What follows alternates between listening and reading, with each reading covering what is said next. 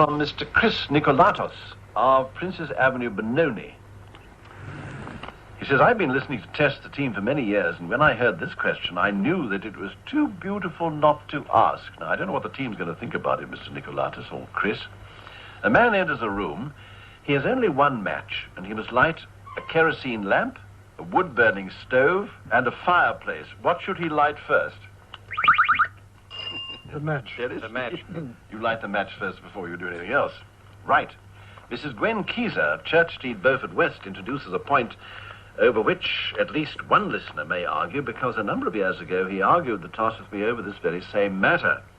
And that is a question of alternative names attaching to one of the world's most famous landmarks and sacred buildings situated in the old city of Jerusalem.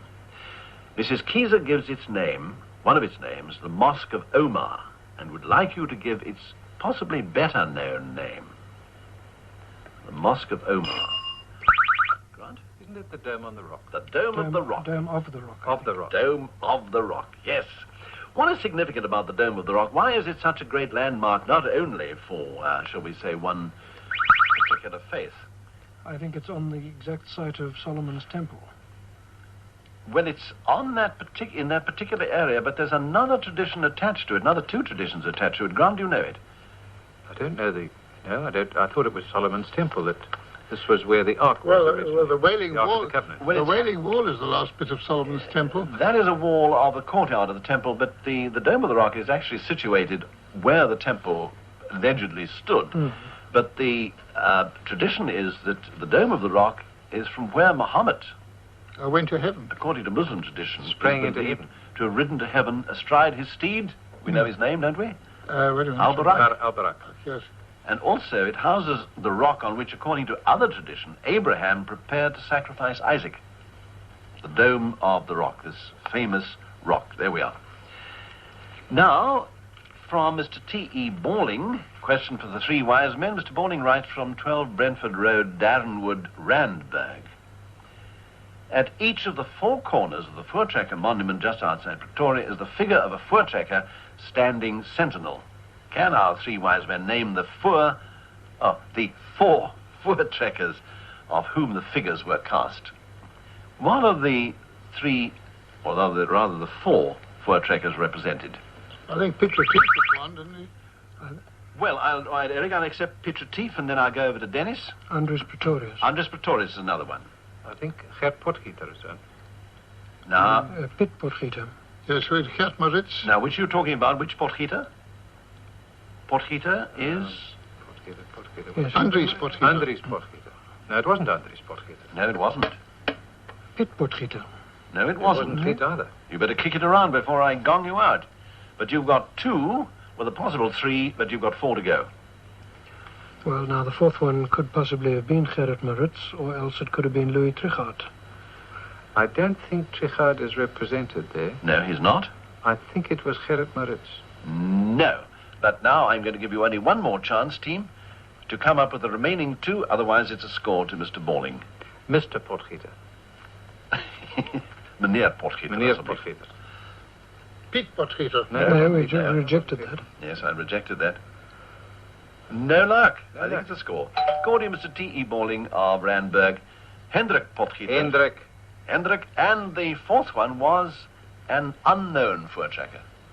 Oh, yes. Literally to us as well. The unknown Voortrekker is represented there on one of the four corners. Nice work. Nice score. Nice to be reminded of these things. Now, also a South African question from Mr. J.S. van Sale of De Aar. Where and when was coal first discovered in South Africa? Eric, you might be the hope of the side. Are you the hope of the side? Well, the question is, when you see, when you say discovered, you don't mean exploited. The earliest coal was reported in almost in Voortrekker times in Natal in the 1840s or thereabouts, where they didn't use it at all for many years later, and then they discovered coal in what's now the Free State, and they found a very bad coal in the Eastern Cape in the 1860s. So the question is, what are they... Well, I'm sure there's a lot of argument about this, but Mr. van Sale quotes as his reference a Chamber of Mines publication Mining Survey number 90, Oh, yes, there was one recently. number 3 of 1978, where mention is made of the 18th century. Well, they 1700s. claim to have found they claim to have found coal somewhere outside Cape Town, but sort of lignite. Yes. But this is very doubtful, and there's never been any. Funnily enough, I once went out to look for this stuff, Yes. but it's only an allegation. I mean, whether then it was not really coal at all. Well, I and wondered... there's somewhere near Belleville out that way. Well, I wondered whether there'd be a great deal of argument about this, and I'm sure there is actually. Quoted here is near Franschhoek in the Cape in the early 18th century. Well, there's never been any coal there. Well, nobody's ever heard of it since then, No. and presumably it might have been some very indifferent lignite, or whatever you describe it as, there. So I think, Mr. Van Sale, thank you for the question, but I think, despite your reference, there must be a great deal of argument as to what really constitutes coal in South Africa. Real exploitable coal. Where did we first exploit it, Eric? In the Eastern Cape, at Eastern Maltino and Stormberg and Seefahrt. Is that so? Yes. Ah, lovely. Anyway, 1860s. I think it's half time, team. Time to regather your wits before we come back to accept our next challenge.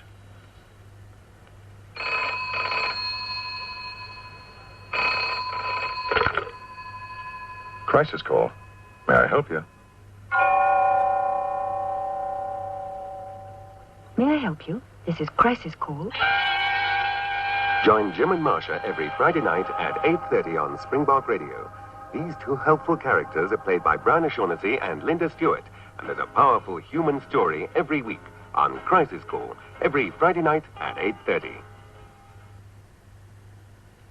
Starting off the second part of Test the Team for tonight, a question from Miss G. Gow, Timor Hall Road, Plumstead. I hope it's pronounced Timor Hall. I should know this, having lived. Is it Timor Hall? Yes. Timour.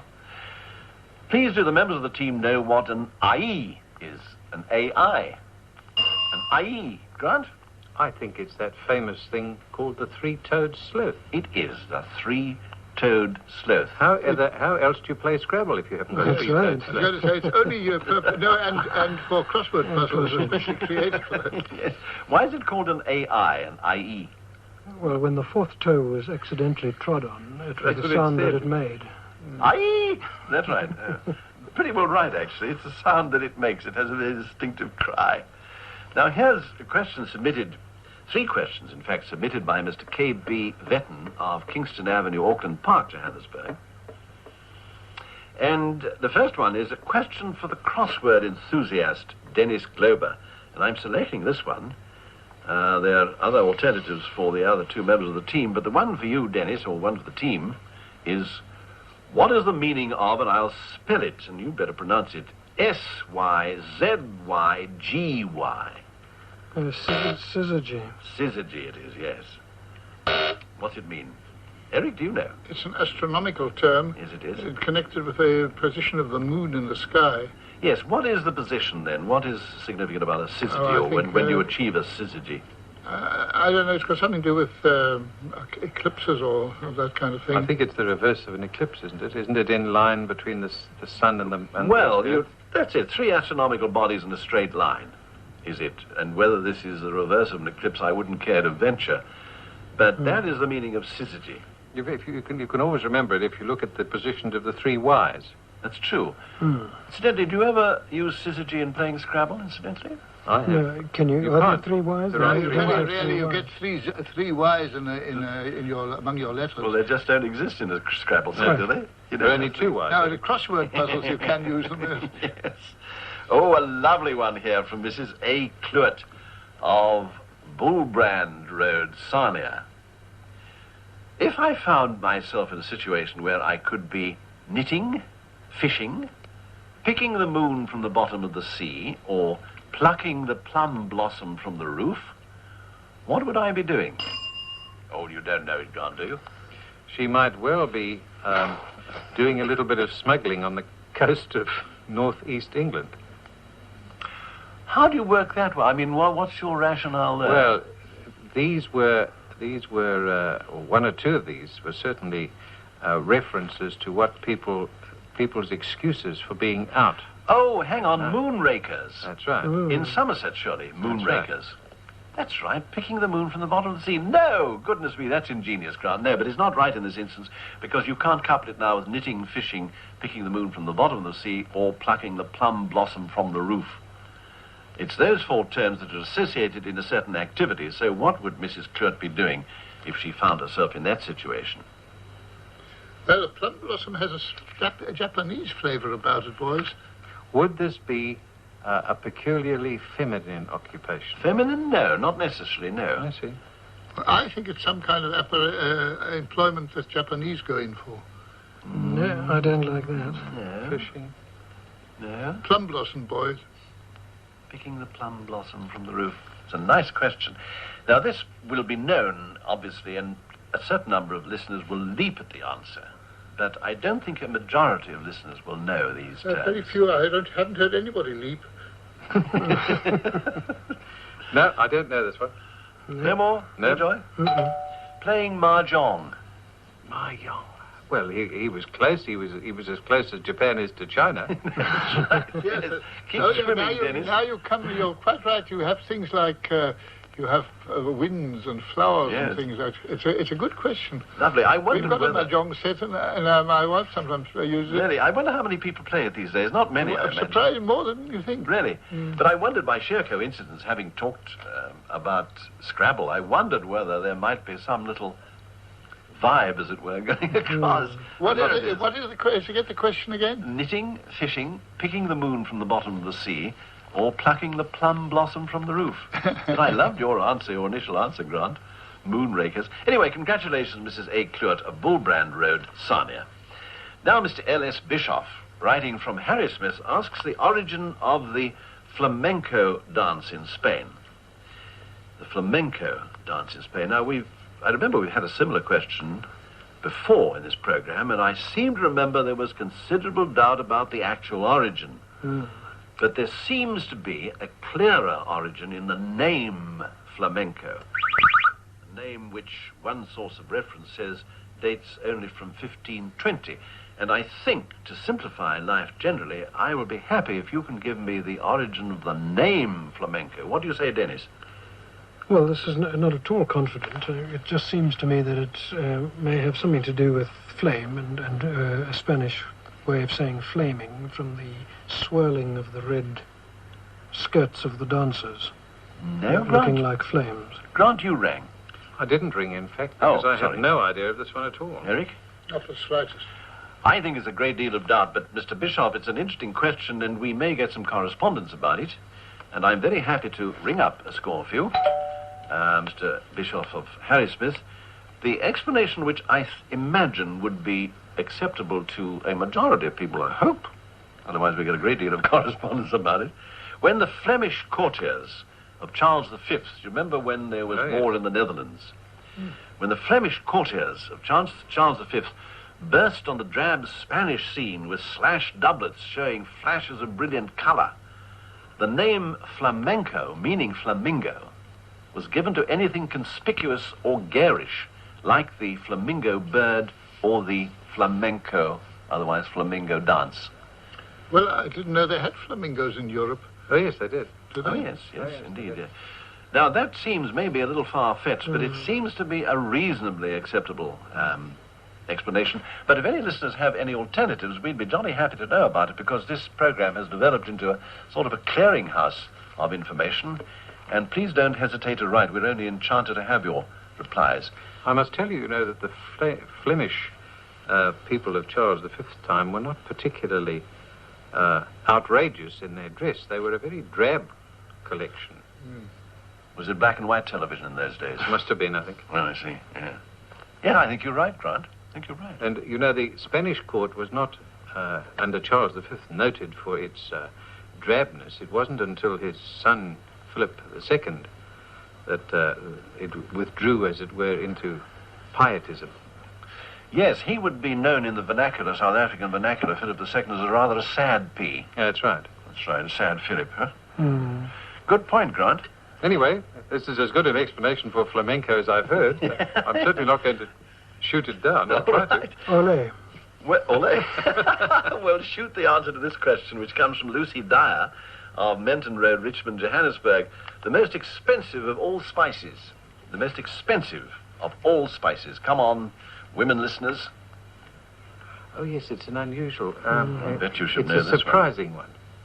It doesn't seem all that expensive. I bought it in Spain. We've been talking about Spain, incidentally. Because it grows there, too. Yes. Most expensive of all spices. And there's a certain number of imitations now, obviously, and perhaps of necessity, because people can't afford to pay these prices necessarily. It's the yellow one. It's the yellow one, and yellow. what is it? Oh, it's the yellow one. You know, we have something out here which we call borrie, don't we? Yeah, it's the yellow...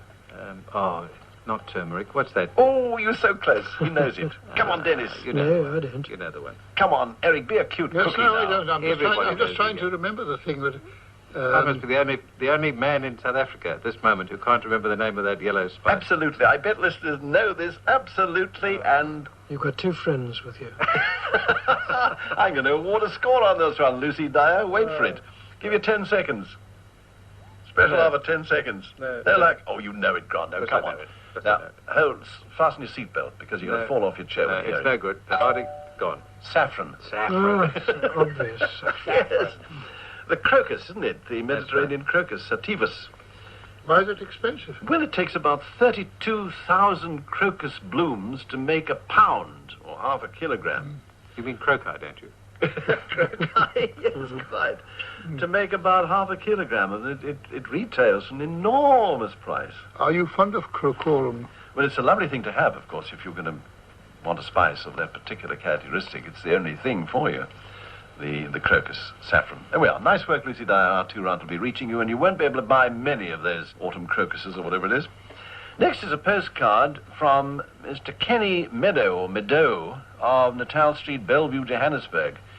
Where and in what year did Kaiser Wilhelm II of Germany die? Where and in what year? Shall I take you, Eric? He died in the middle of the Second World War, I think about 1942. 41, I think. 41 it was, 41, yes. And he was in Holland. He was still there, and it was under the German occupation of the Nazis.